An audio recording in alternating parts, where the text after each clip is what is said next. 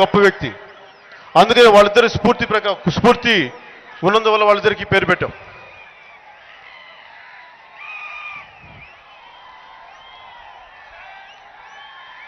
నేను ఇప్పుడు దాకా పొలిటికల్ పార్టీ ఆఫీస్ ఒక హైదరాబాద్లో పెట్టాను తప్ప ఇంకెక్కడ పెట్టలేదు ఇప్పుడు దాకా. నా మొదటి జనసేన పార్టీ ఆఫీసు అనంతపురం నుంచే స్టార్ట్ చేస్తున్నాను. 2019లో ఎమ్మెల్యేగా పోటీ చేస్తాను. గెలుస్తానా ఓడిపోతానా నాకు తెలియదు, కానీ పోరాటం అయితే చేస్తాను. ప్రజల సమస్యలకి అండగా అయితే నిలబడతాను. ఓట్లు వేయండి, ఓట్లు వేయకపోండి, నా చిత్తశుద్ధి.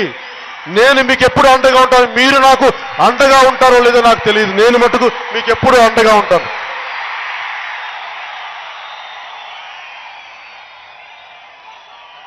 అందుకనే మన అనంతపురం సమస్యలో భాగంగా చాలా మంది నిపుణులతోటి జిల్లా సమగ్రాభివృద్ధి సంస్థ అనంతపురం జిల్లా ఈ వేదికతోటి నేను కలిసి పనిచేయడానికి ముందుకెళ్ళడానికి నిర్ణయించుకున్నాను. వీరిలో శ్రీ దేశాయి రామిరెడ్డి గారు, బికే నారాయణ రెడ్డి గారు, జంగటి అమర్నాథ్,